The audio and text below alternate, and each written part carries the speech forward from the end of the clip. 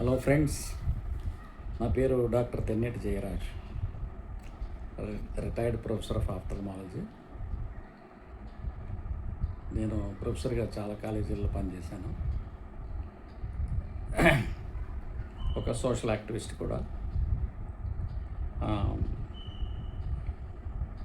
Rajiv Gandhi institute of medical సైన్సెస్లో డైరెక్టర్గా కూడా పనిచేశాను. చాలా పుస్తకాలు కూడా రాశాను. అశోక ఐ హాస్పిటల్లోని ఒక చారిటీ ఐ హాస్పిటల్ స్టార్ట్ చేసి 1000కి పైగా దాని ద్వారా 1000కి పైగా క్యాంపులు అవి నిర్వహించి 25,000 ఆపరేషన్లు కూడా నిర్వహించాను అశోక ఐ హాస్పిటల్ ద్వారా. ఈ విశాఖపట్నము, విజయనగరం జిల్లాల్లో ఇంచుమించు ప్రతి గ్రామంలోనూ మా పేషెంట్లు ఉంటారు. సో నాకు 2 పార్శ్వాలు చూడవచ్చు. ఒకటి గవర్నమెంట్ డాక్టర్గా, మెడికల్ కాలేజీలో ప్రొఫెసర్గా, సర్జన్గా. ఇంకోటి స్వచ్ఛంద సేవ కార్యక్రమాలు చాలా చేశాను.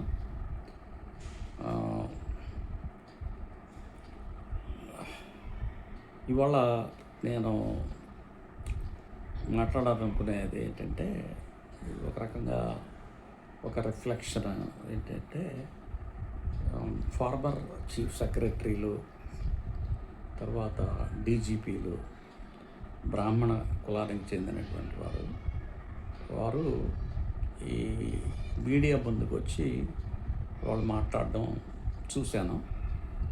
ముఖ్యంగా ఐవీఆర్ టాక్స్ అనే పేరుతో ఐవీఆర్ కృష్ణారావు గారు, former chief secretary to Andhra Pradesh, వారే ఒక ఛానల్ నిర్వహిస్తూ వారు వివిధ శాఖల్లో పనిచేసినటువంటి ప్రముఖులతో ఇంటర్వ్యూస్ అది చేస్తున్నారు. చాలా సంతోషం. అంత ఉన్నతాధికారులు వారి యొక్క మనోభావాలు, వారి అనుభవాలు అవన్నీ ప్రజలతో పంచుకోవడం అనేది చాలా చాలా గొప్ప విషయం. ఇది దీనికి అవకాశం కల్పించినటువంటి ఈ సోషల్ మీడియాని డెవలప్ చేసినటువంటి శాస్త్రజ్ఞులందరికీ నేను ప్రత్యేకంగా ధన్యవాదాలు తెలుపుకుంటున్నాను. వాళ్ళే కనుక ఈ సోషల్ మీడియాని నిర్మించకపోయినట్లయితే మనం ఈ విధంగా ఈ మీడియా ముందుకు వచ్చి మాట్లాడే అవకాశం మాకు కలిగేది కాదు. మా థాట్స్ ఏంటి అనేది ప్రజలకు తెలిసే అవకాశం ఉండేది కాదు. అలాగే ఇప్పుడు కృష్ణారావు గారు, ఎల్వి సుబ్రహ్మణ్యం గారు, అరవిందరావు గారు, DGP, AP state former DGP, LV Subrahmanyam గారు ఫార్మర్ చీఫ్ సెక్రటరీ, వారు కూడా వారి అభిప్రాయాలని ప్రజల ముందు ఉంచడానికి ఈ సోషల్ మీడియా లేకపోయినట్లయితే అవకాశం దక్కేది కాదని నేను భావిస్తున్నాను. ఎందుకంటే మనకి ఉన్న సోషల్ మీడియాలో ఏమిటి, టీవీ లేకపోతే పత్రికలు, వాటిలో వాళ్ళ అభిప్రాయాలు చెప్పడానికి అవకాశం ఉండదు. కాబట్టి అందరికీ అవకాశం కల్పించినటువంటి ఈ సోషల్ మీడియా వారికి నేను ప్రత్యేకంగా ధన్యవాదాలు తెలుపుకుంటున్నాను. నాకు ఆశ్చర్యము, ఒక రకంగా చాలా సంతోషము కలిగింది. వారు ఐవీఆర్ కృష్ణారావు గారు ఐవీఆర్ టాక్స్ అనేటటువంటి ఛానల్ని స్టార్ట్ చేసి మాట్లాడుతుంటే అనేక శతాబ్దాల పాటు ప్రధానమైన స్థానంలో ఉండి విద్యకు వారే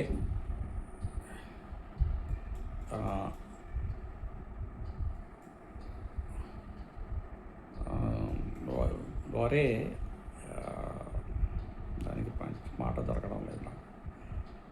అలాగే విద్య, ఇంచుమించు ప్రభుత్వము అనే పేరుతో మనం ఏం చెప్పుకున్నా బ్రాహ్మణులు మాత్రమే ఆ ప్రభుత్వాలను నడిపించేవారు. మతాన్ని కూడా వాళ్ళే నడిపించేవాళ్ళు. విద్యను కూడా వాళ్ళే నడిపించేవారు. అంటే ఇంచుమించు సమాజం మీద పూర్తి పట్టు, పూర్తి అజమాయిషి, పూర్తి అధికారం బ్రాహ్మణులకే ఉండేది. సో వాళ్ళు కొన్ని శతాబ్దాల పాటు తిరుగులేనటువంటి ఆధిపత్యాన్ని కొనసాగించారు. అయితే ప్రజాస్వామిక వ్యవస్థ ఏర్పడిన తర్వాత క్రమేణా వాళ్ళ యొక్క పట్టు పరిపాలన మీద, అధికారం మీద కొంత పట్టు సడలిన నేపథ్యంలో వాళ్ళు కూడా వాళ్ళ హక్కులకు భంగం కలుగుతుందనేటటువంటి భయం పట్టుకుంది వాళ్ళకి. భయం పట్టుకొని బ్రాహ్మణ సంక్షేమ సంఘం ఏర్పాటు చేసుకున్నారు. అప్పటి వరకు మేమేం చెప్తే అదే మీరు చేయాలి, మేము దేవుళ్ళను సృష్టించగలము, మేమే దేవుళ్ళమే, బ్రాహ్మణుల కోసమే రాజ్యం ఉన్నది, సర్వసంపద బ్రాహ్మణులదే, రాజు ఉండేది దేనికంటే బ్రాహ్మణులను రక్షించడానికి కోసమే ఉన్నాడు. ఈ భూమి అంతా బ్రాహ్మణులకే చెందుతుంది కాబట్టి ఈ సంపద అంతా బ్రాహ్మణులదే అని ప్రజలందరినీ నమ్మించడం, రాజులు వారి చెప్పు చేతల్లో వాళ్ళ రాజుల్ని పెట్టుకోవడం, ఆ రాజులు వీళ్ళు చెప్పినట్టుగా రాజులు చేయడం అది జరిగింది. అది అంతా రాజుల కాలంలో ఈ విధమైనటువంటి ఆధిపత్యం వాళ్ళకి నడిచింది. కానీ ప్రజాస్వామిక వ్యవస్థ వచ్చిన తర్వాత అన్ని రకాలైనటువంటి ప్రజలకి ప్రాతినిధ్యం కల్పించాలి అనేటటువంటి ఆలోచన, అనేటటువంటి భావం మన దేశంలోనే కాకుండా యావత్ ప్రపంచంలో కూడా, ఇంక్లూడింగ్ యునైటెడ్ నేషన్స్ ఆర్గనైజేషన్లో కూడా ప్రజలందరికీ ప్రాతినిధ్యం కలగాలి. దానికి ఓటు హక్కు ద్వారా ఓటు ఏం చేశారంటే బ్రాహ్మణుడికైనా, దళితుడికైనా, రాజుకైనా, పేదకైనా, ఒక వ్యాపారవేత్తకైనా, ఎవరికైనా ఓటు హక్కు ఒకటే, ఓటు విలువ ఒకటే అనేటటువంటి విధానం వచ్చిన తర్వాత నెమ్మదిగా బ్రాహ్మణుల ఆధిపత్యం తగ్గుతూ వచ్చింది. అది ఎంతవరకు వచ్చిందనంటే వాళ్ళు తమని తాము కాపాడుకోవాల్సినటువంటి స్థాయికి వచ్చారు. ఇంతకు మునుపు అయితే వాళ్ళని ఏదన్నా అంటే క్షపిస్తాము, లేకపోతే మేము చెప్పినట్టు చేయకపోతే మీ ప్రభుత్వాలని కూలదొయ్యగలము అనేటటువంటి విధంగా ఉండేది. చరిత్రలో కూడా మనం చూస్తాం. అది ఎలాగంటే బౌద్ధ మతాన్ని, బౌద్ధ రాజులుగా ఉన్నటువంటి రాజుల్లో బృహద్రథుడిని హత్య చేసింది ఒక బ్రాహ్మణ సేనాని. అంటే ఈ రోజున మనకి బ్రాహ్మణులు పూజారులుగా కనిపిస్తారు, లేకపోతే పరిపాలకులుగా కనిపిస్తారు, డాక్టర్లుగా కనిపిస్తారు, ఇంజనీర్లుగా కనిపిస్తారు. ఇట్లా రకరకాల బాధ్యతల్లో ఉంటారు. సాత్వికులుగా కనిపిస్తారు మనకు సామాన్యంగా వాళ్ళు కనిపించేది. కానీ అంత దుర్మార్గంగా ప్రవర్తిస్తారు అనేది నార్మల్గా మనకి కనిపించదు. కానీ అవసరం అనుకున్నప్పుడు మాత్రం వాళ్ళు ఎంతటి సాహసానికైనా, ఎంతటి క్రూరత్వానికైనా వెనుకాడరు అనేది చరిత్ర చెప్తుంది మనకి. బృహద్రథుడనే మౌర్యరాజుని హత్య చేసింది బ్రాహ్మణుడు. అలాగే గాంధీని, జాతిపిత గాంధీ భారతదేశానికి స్వతంత్రాన్ని తీసుకొచ్చినటువంటి మహాత్ముడిని హత్య చేసింది నాథూరామ్ గాడ్సే అనేటటువంటి ఒక బ్రాహ్మణుడు. ఇంకా చెప్పుకోవాలంటే బ్రాహ్మణులు అన్ని అన్ని రకాలైనటువంటి సిద్ధాంతాలని వాళ్ళే ప్రపోజ్ చేశారు ఈ దేశంలో. లేక అన్ని సిద్ధాంతాలని అన్ని మతాలని తీసుకొచ్చిన వాళ్ళు వాళ్ళే. ఉదాహరణకి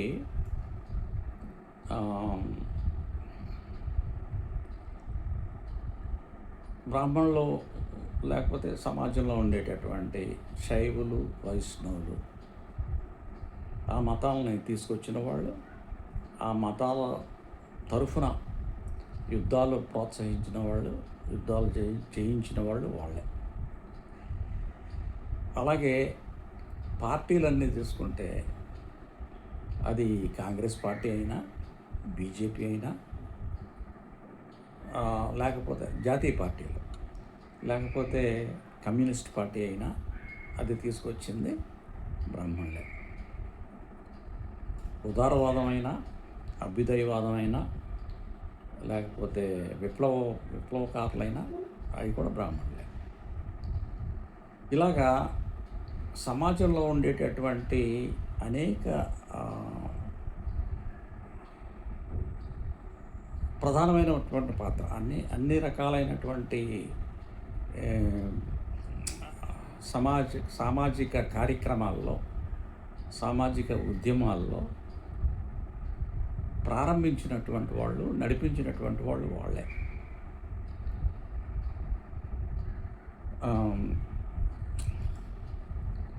అయితే ఇప్పుడు ఉన్న పరిస్థితి ఏమిటంటే బ్రాహ్మణ సంక్షేమ సంఘం, బ్రాహ్మణ కార్పొరేషన్ ఇవి ఇటీవల కాలంలో వచ్చాయి. ఏంటిది బ్రాహ్మణ కార్పొరేషన్ ఏంటి, బ్రాహ్మణ సంక్షేమ సంఘం ఏంటి? అసలు సమాజమే వాళ్ళ చెప్పు చేతుల్లో ఉండి వాళ్ళు చెప్పినట్టుగానే అన్నీ జరుగుతున్నటువంటి క్రమంలో వాళ్ళ సంక్షేమం అనేది ఎందుకు వచ్చింది అనేది ఒకటి మనం ఆలోచన చేయాలి. ఇక్కడ బ్రాహ్మణులుగా వారి యొక్క ప్రాతినిధ్యం తగ్గిన మాట నిజం. ఫర్ ఎగ్జాంపుల్, నేను మెడికల్ కాలేజీలో చదువుకునే రోజుల్లో మాకు ప్రొఫెసర్స్ అందరూ బ్రాహ్మణులే ఉండేవాళ్ళు. అలాగే విద్యార్థుల్లో అధిక శాతం బ్రాహ్మణులే ఉండేవాళ్ళు.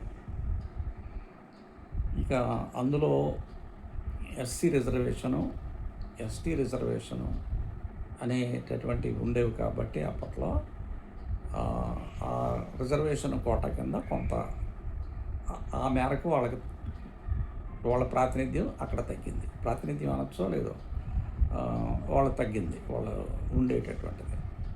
ఆ తర్వాత బీసీ రిజర్వేషన్ వచ్చిన తర్వాత వాళ్ళది మరింత తగ్గింది. సో ఆ విధంగా వాళ్ళ యొక్క నంబరు తగ్గుతూ వచ్చింది.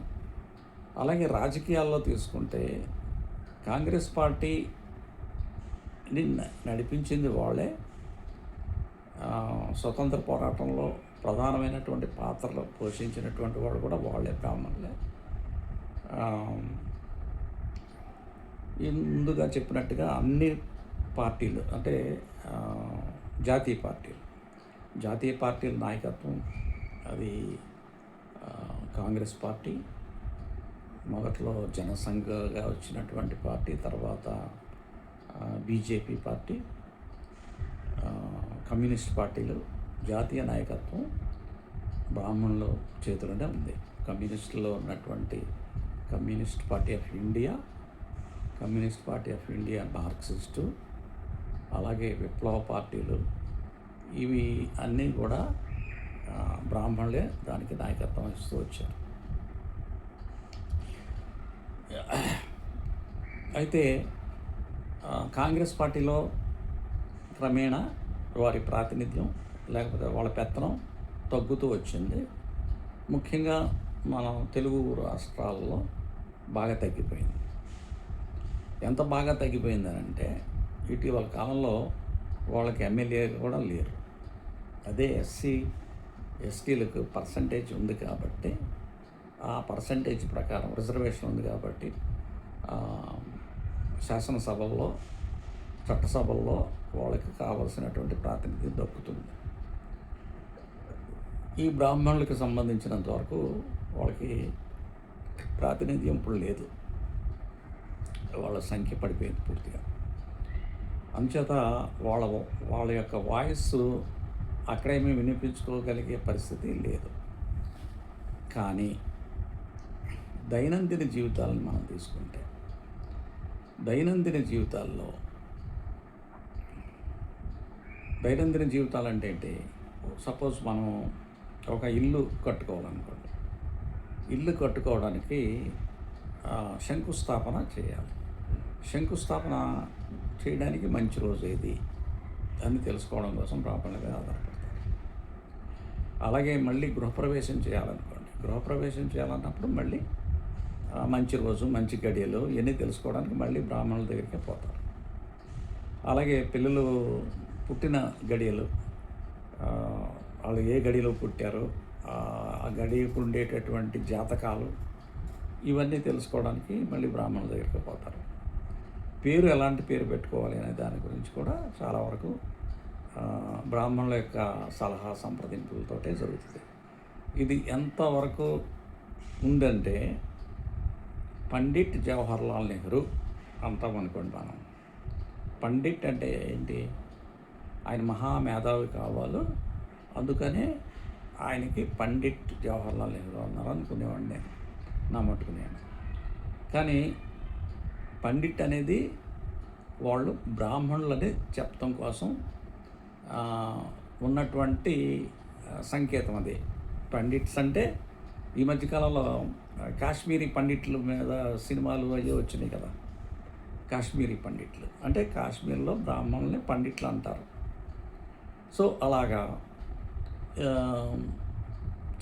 ఇవి వాళ్ళ యొక్క స్టేటస్ని చెప్పుకునేటటువంటి చాలామంది మాకు స్కూల్లో చదువుకునేటప్పుడు మేము చదువుకున్న స్కూల్ని ఎస్టాబ్లిష్ చేసింది ఒక బ్రాహ్మణ జమీందారు.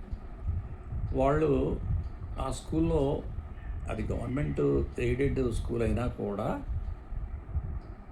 ఆ స్కూల్లో ఉండేటటువంటి మా ఉపాధ్యాయులు అందరూ బ్రాహ్మణులే. అంటే అన్ని సబ్జెక్టులు, ఇంగ్లీష్ కానీ, తెలుగు కానీ, సైన్స్ కానీ, మ్యాథమెటిక్స్ కానీ, సోషల్ స్టడీస్ కానీ అన్నిటికీ బ్రాహ్మణులే ఉండేవాళ్ళు.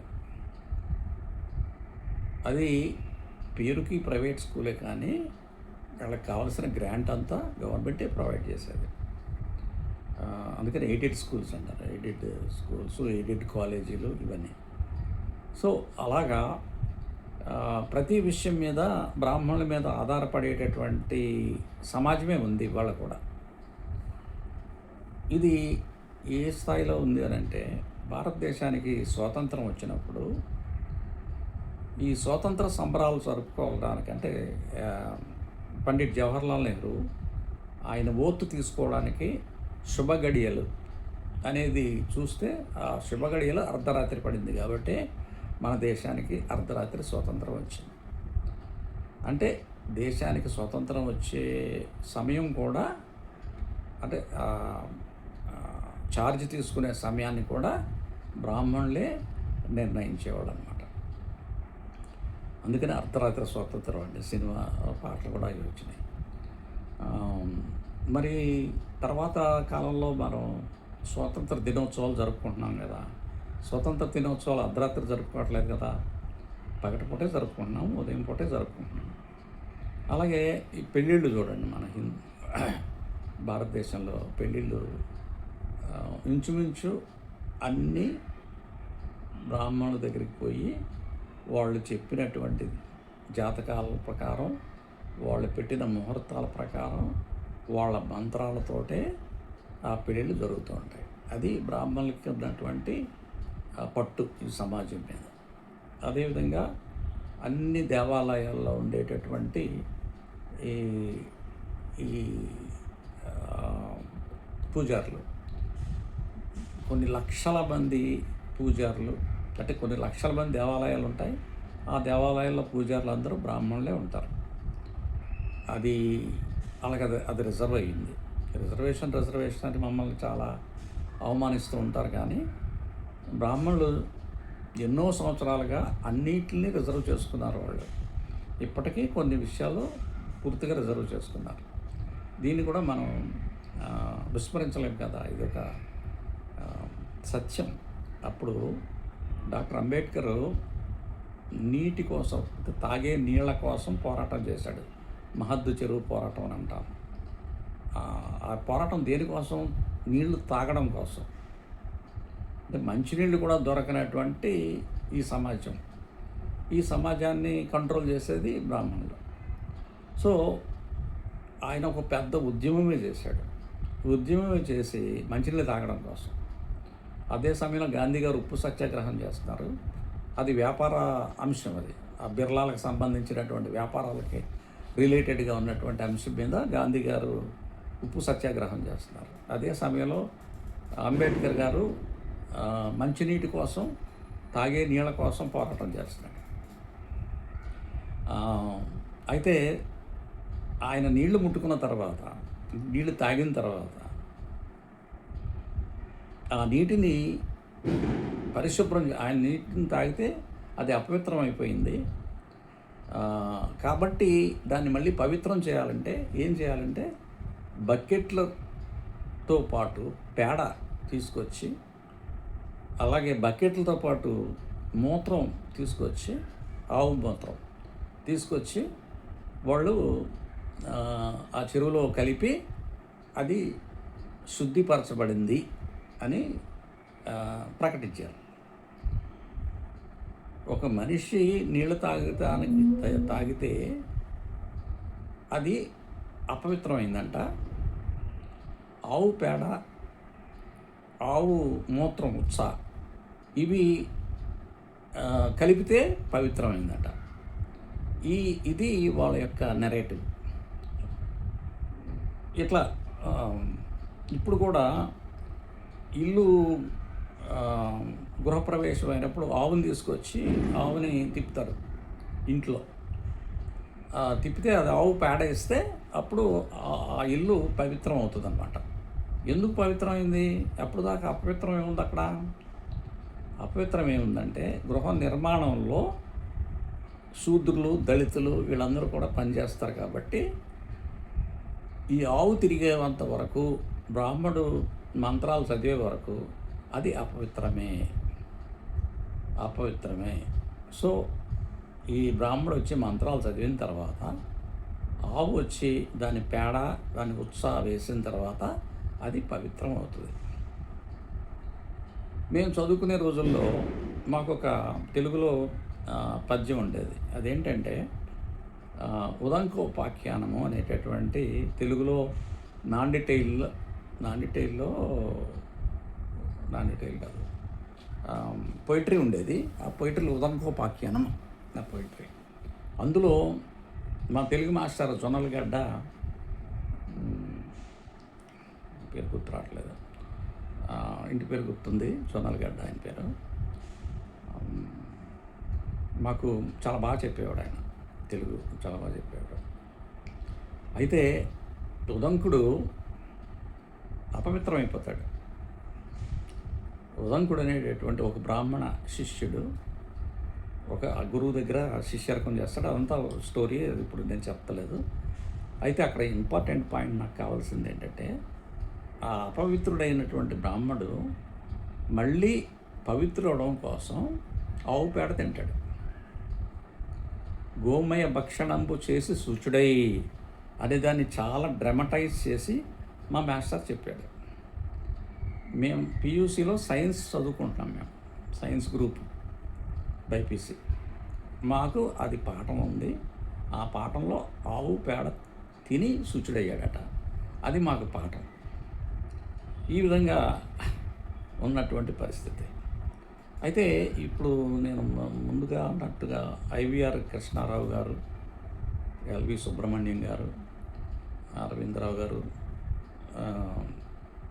చాలామంది విశాఖపట్నంలో ఉండే కలెక్టర్గా పనిచేసినటువంటి వాళ్ళందరితోటి, అంటే నేను యాక్టివ్గా సోషల్ యాక్టివిటీస్లో ఉన్న రోజుల్లో, అలాగే గవర్నమెంట్ సర్వీస్లో ఉన్నారు. గవర్నమెంట్ సర్వీస్లో ఉన్నన్నాళ్ళు అలాగే నేను సోషల్ యాక్టివిస్ట్గానే ఉన్నాను.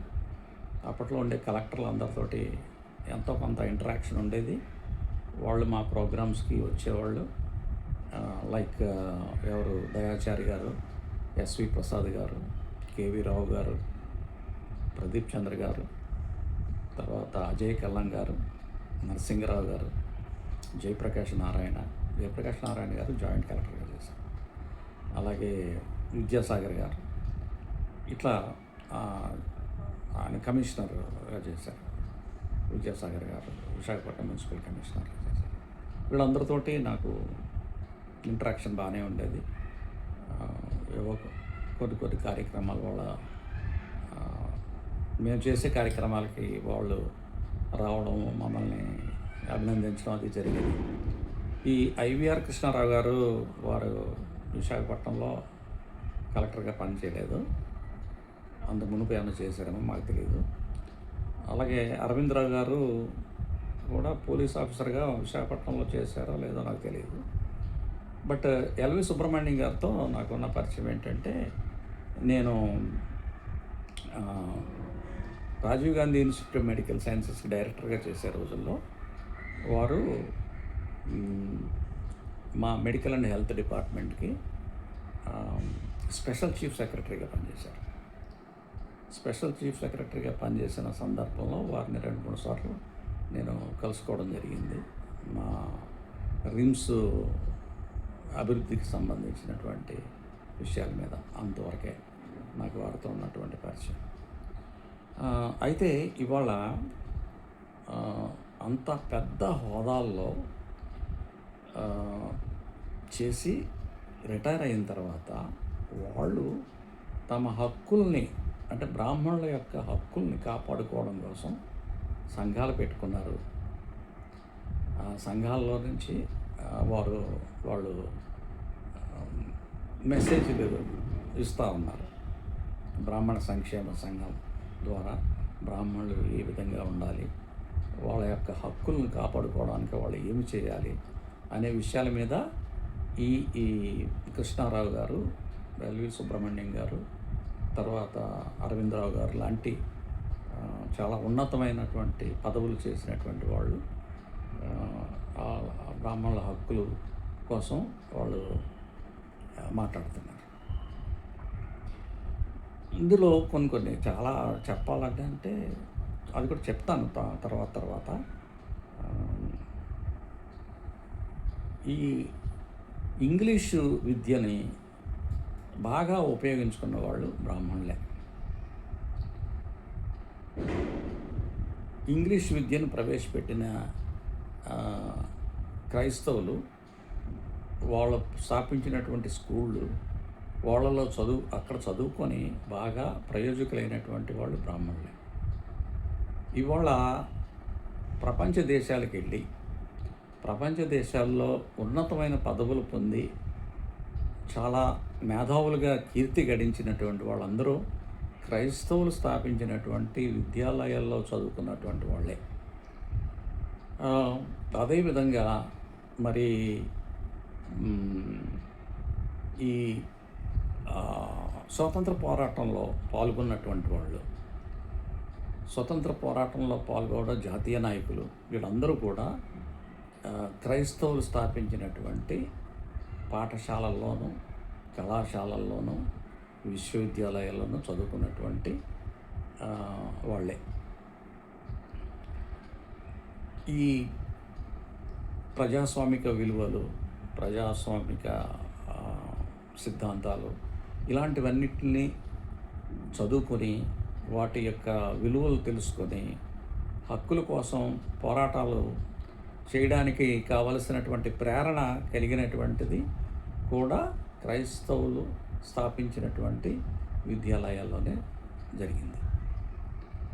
చాలా సందర్భాల్లో ఇప్పుడు వాళ్ళు చెప్పేది ఏంటంటే సనాతనమైనటువంటి విషయాలు. సనాతనమైనది మన ధర్మం, మన ధర్మాన్ని మనం కాపాడుకోవాలి, సనాతన ధర్మం అని మొదలుపెట్టారు. సనాతన ధర్మం అంటే వాళ్ళ దృష్టిలో సనాతన ధర్మం అంటే బ్రాహ్మణ ధర్మం అనమాట. అంటే బ్రాహ్మణులను మనము ఆ, వాళ్ళ ప్రాధాన్యత తగ్గిపోతుందని భయంతో వాళ్ళు మళ్ళీ ఈ ఈ రూపంలో వచ్చారనమాట. ఏంటి, సనాతన ధర్మం అనే పేరుతో, లేకపోతే హిందూ మతం అనే పేరుతో వాళ్ళు ఆ, ఈ కార్యక్రమాలు నిర్వహిస్తూ ఉన్నారు. ఇందాక నేను ఒక ప్రోగ్రాం చూస్తుంటే అందులో ఆ, ఆ, సరస్వతి పేరుతో ఏదో ఒకటి ఉంది, సరస్వతి కళ్యాణం సంథింగ్. అలాగే ట్రైబల్ ఏరియాస్లోను, తర్వాత ఈ దళితులు ఉండేటటువంటి ఏరియాస్లోనూ కూడా దేవాలయాన్ని కడుతున్నాము అని చెప్పేసి. ఇప్పుడు ఎందుకు కడుతున్నారు వీళ్ళు?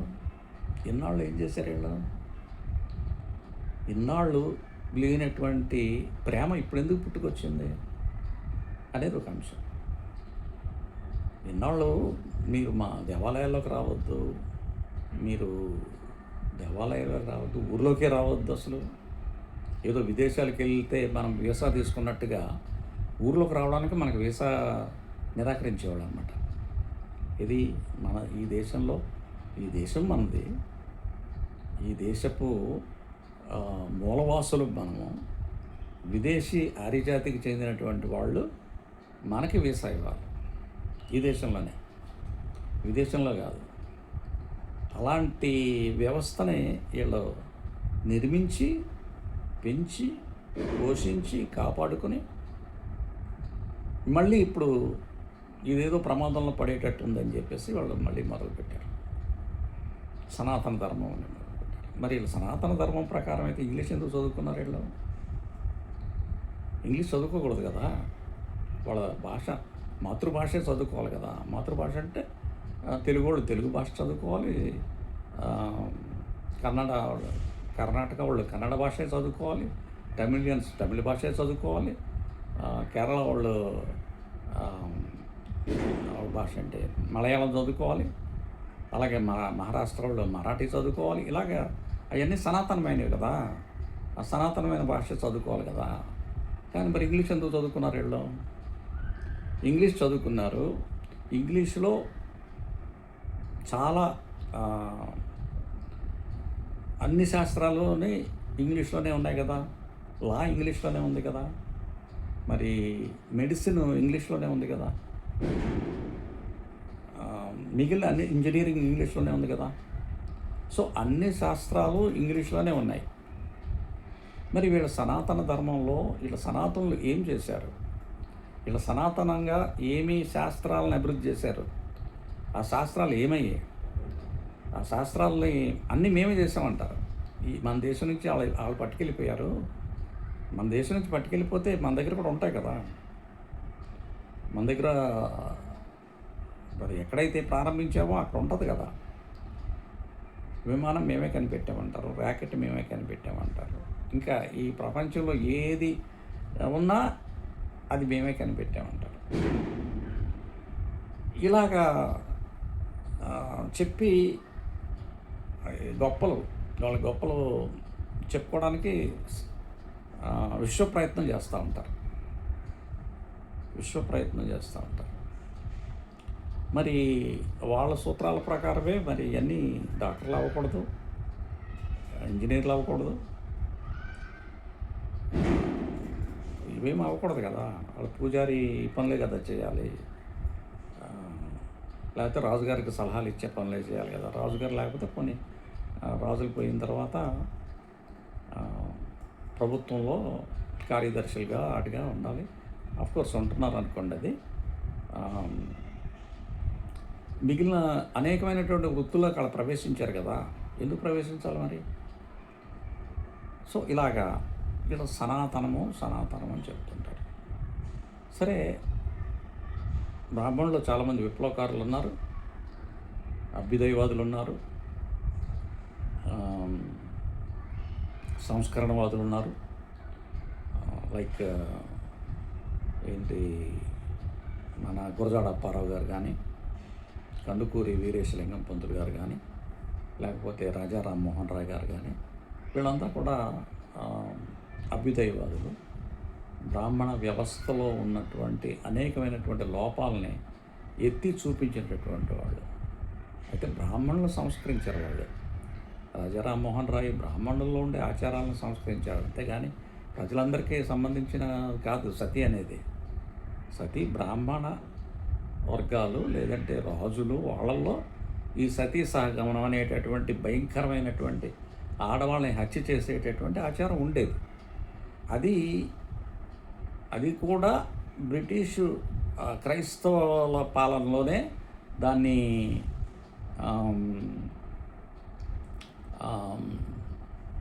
ఏమిటి నిషేధించబడింది. వాళ్ళే నిషేధించారు. సతీ సహగమనం అని ఒక మర్డర్కి ఒక కొత్త రకమైనటువంటి పేర్లు పెడతా ఉంటారులేండి వాళ్ళు. గమ్మత్తైనటువంటి పేర్లు పెడతా ఉంటారు. అలాగే హత్య, అది స్త్రీలను హత్య చేయడం, భర్తతో పాటు ఆడవాళ్ళని చంపేసేటటువంటి ఒక భయంకరమైన ఆచారానికి చాలా చక్కటి పేరు ఏంటంటే సతీ సహగమనం. భర్తతో పాటే, అంటే ఒకవేళ కొంతమంది మహిళలు దానికి ఒప్పుకుంటున్నారు అని అంటే కూడా, అంటే మహిళలను అంత భయంకరంగా ఇలా కండిషనింగ్ చేశారనమాట. వాళ్ళకాళ్ళే చచ్చిపోవడానికి సిద్ధపడ్డారు అని అంటే ఇంకంతకన్నా దారుణం ఏంటి? ఆత్మహత్యే కదా. ఆత్మహత్యకి పాల్పడడం అంటే ఏంటి? హత్యను ప్రోత్సహించడమే కదా. సో అలాంటి వ్యవస్థ మీద రాజా రామ్మోహన్ రాయ్ గారు చేశారు. ప్రభుత్వంతో అప్పుడున్నటువంటి క్రైస్తవ బ్రిటిష్ పాలకుడు లార్డ్ బెంటింక్ సహాయంతో ఆయన దాన్ని నిషేధింపజేశాడు. అలాగే అనేక ఇవన్నీ కూడా, అవన్నీ తర్వాత కూడా నేను మాట్లాడతాను ఈ విషయం మీద. ఇంగ్లీషులో గొప్ప ప్రావీణ్యం సంపాదించినటువంటి వాళ్ళు బ్రాహ్మణులే. మా ఎల్వి సుబ్రహ్మణ్యం గారు గురించి చెప్పాను కదా, ఆయన ఇంగ్లీషు చాలా అద్భుతంగా మాట్లాడతారు. చాలా, ఆ ఫాదర్ కూడా ఇంగ్లీష్ ప్రొఫెసర్ అని అన్నట్టుగా విన్నాను నేను. సో ఇంగ్లీష్ లాంగ్వేజ్ బ్రాహ్మణులు మాట్లాడినంత బాగా బహుశా బ్రిటిష్ వాళ్ళు కూడా మాట్లాడలేరేమో. దానికి తార్కాణంగా ఏంటంటే, ఇప్పుడు మనకి రాజకీయాల్లో కనిపించేటటువంటి శశి థరూరు, తర్వాత జయశంకర్, అలాగే ఈ న్యూస్ రీడర్స్లో ఉన్న వాడు గోస్వామి, తర్వాత పాల్కీ శర్మ, ఈ న్యూస్ రీడర్లు ఇంచుమించు అందరూ కూడా వాళ్ళే. మన దేశంలోనే కాదు, ఒకవేళ రష్యా వాళ్ళకి ఇంగ్లీష్లో న్యూస్ చదవాలంటే అది ఎవరో బ్రాహ్మణులే ఉంటారు. అలాగే జపాన్లో ఇంగ్లీష్లో న్యూస్ చదవాలంటే జపనీస్ భాష వేరే కదా, అక్కడ న్యూస్ చదవాలంటే అక్కడ బ్రాహ్మణులే ఉంటారు. జర్మనీలో ఇంగ్లీష్ న్యూస్ చదవాలంటే అది కూడా బ్రాహ్మణులే చదువుతారు. ఫ్రాన్స్లో న్యూస్ చదవాలంటే అది కూడా బ్రాహ్మణులే చదువుతారు. ఇవన్నీ ఏంటి? ఇంగ్లీష్ మీద వాళ్ళు సాధించినటువంటి పట్టు అన్నమాట. సో వాళ్ళు ఎంతవరకు వెళ్ళారు అని అంటే, ఇంగ్లాండ్ వాళ్ళు జాతి ఏమంటారు దాన్ని, జాతి వివక్షత చూపించారు. మనల్ని అవమానపరిచారు, మనల్ని హింసించారు, మనల్ని దోచుకున్నారు, మనల్ని చంపారు, ఇవన్నీ చాలా చెప్తారు. అవన్నీ నిజమే, కానీ అదే నోటితో ఇది కూడా చెప్పాలి. ఏంటి? వాళ్ళ ఉదార స్వభావం కూడా ఉంది. ఆ ఉదార స్వభావం వల్లనే అనేక సంస్కరణలు కూడా ప్రవేశపెట్టారు ఈ దేశంలో. అందులో మేము కూడా లాభం పొందాము, ఆ సంస్కరణ వలన మేము కూడా లాభం పొందాము అనే మాట చెప్తే చాలా బాగుంటుంది. అప్పుడు వాళ్ళు న్యాయబద్ధంగా మాట్లాడినట్టు అవుతుంది. లేకుంటే ఇంగ్లాండ్లో చదువుకోవడానికి వీళ్ళకి పర్మిషన్ ఎవరు ఇస్తారు? మన దేశంలో, ఈ దేశం మనది, ఈ దేశంలో చదువుకోవడానికి మనకు అవకాశం లేదు. కానీ విదేశాల్లోకి వెళ్ళి విదేశాల్లో చదువుకొని అక్కడ ఇక్కడ కూడా ఇల్లు దొరకదు కదా. విశాఖపట్నంలో అయినా కొన్ని ప్రాంతాల్లో ఇల్లు దొరకదు.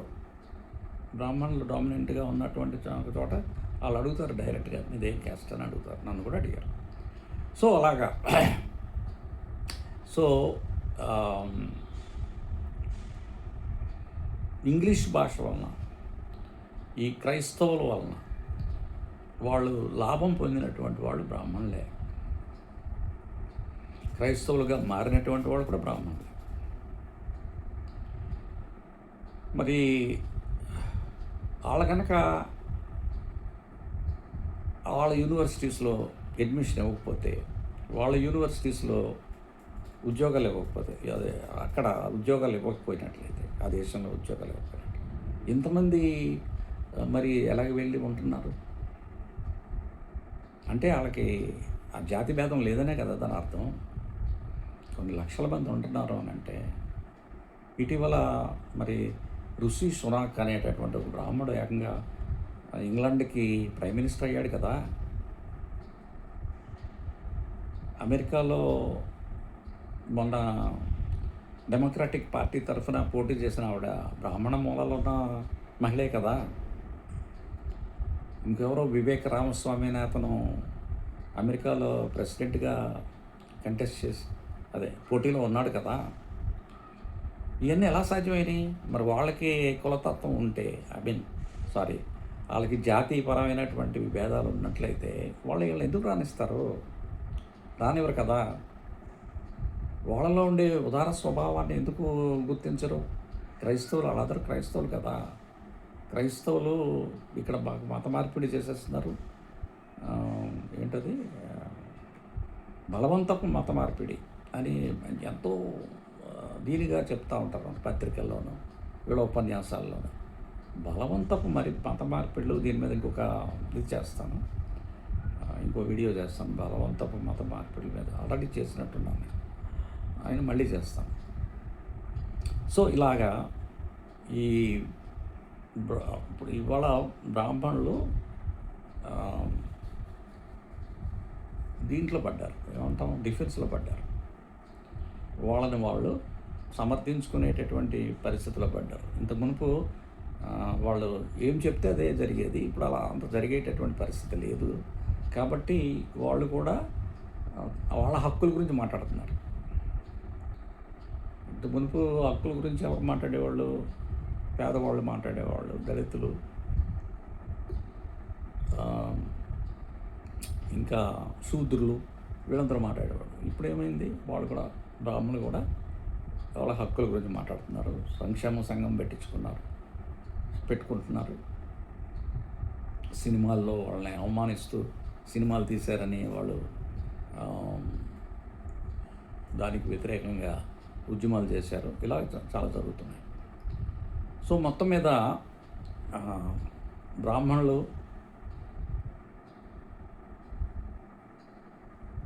బ్రాహ్మణులుగా వాళ్ళు వ్యక్తులుగా వాళ్ళలో చాలా మంచి వాళ్ళు ఉన్నారు. నాకు స్నేహితులు ఉన్నారు, నేను అభిమానించేవాళ్ళు ఉన్నారు, నా గురువులు ఉన్నారు. వాళ్ళు నన్ను చాలా ప్రేమించేవాళ్ళు. వాళ్ళ దగ్గర నేను చాలా నేర్చుకున్నాను వ్యక్తులుగా. బట్ బ్రాహ్మణ వాదం దగ్గరికి వచ్చేటప్పటికి వాళ్ళు ఏ విధమైన కన్సెషన్ ఇవ్వరు. మేము చేసింది తప్పే, మా పూర్వీకులు అంటే వీళ్ళు కాదు, మా పూర్వీకులు తప్పు చేశారు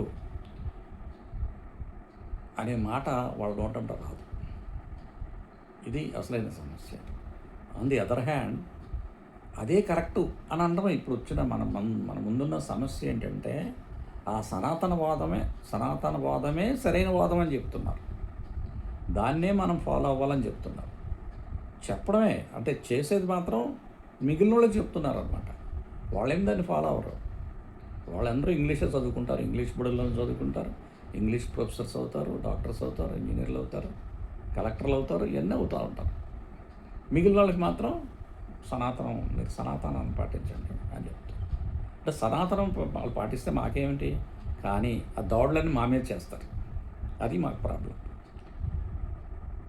వాళ్ళ ఏ మతం పాటించినా, ఏ దేవుణ్ణి మొక్కితే మాకేంటి, కానీ అవి చేసి దాడి మాత్రం మా మీద చేస్తారు. మరి మమ్మల్ని మేము కాపాడుకోవాలి కదా. మమ్మల్ని మేము కాపాడుకోవాలి. వాళ్ళని వాళ్ళు కాపాడుకోవడం కోసం ప్రయత్నం చేస్తున్నారు. మమ్మల్ని మేము కాపాడుకోవడం కోసం ప్రయత్నం చేస్తాం. సో మేము వాళ్ళ తప్పులు ఎత్తి చూపిస్తాం, తప్పదు. వాళ్ళు చేసిన తప్పులు మేము ఖచ్చితంగా ఎత్తి చూపిస్తాం. గతంలో మాకు చదువులు లేవు కాబట్టి, మేము అర్థం చేసుకోలేకపోయాం కాబట్టి, ఒకరికొకరికి సంబంధాలని ఎస్టాబ్లిష్ చేసుకోలేకపోయాం కాబట్టి నోరు మూసుకుని ఊరుకున్నాము. వాళ్ళు ఎలాంటి శిక్షలు వేసినా అవి భరించాము. కానీ ఇప్పుడు ప్రజాస్వామిక వ్యవస్థ ఏర్పడిన పరిస్థితుల్లో, ప్రజాస్వామిక వ్యవస్థ ఏదో మన దేశానికే ఏర్పడింది అనేది ఏం కాదు. ప్రపంచంలో అన్ని దేశాల్లోనూ నెమ్మదిగా ఏవోగా కొన్ని దేశాల్లో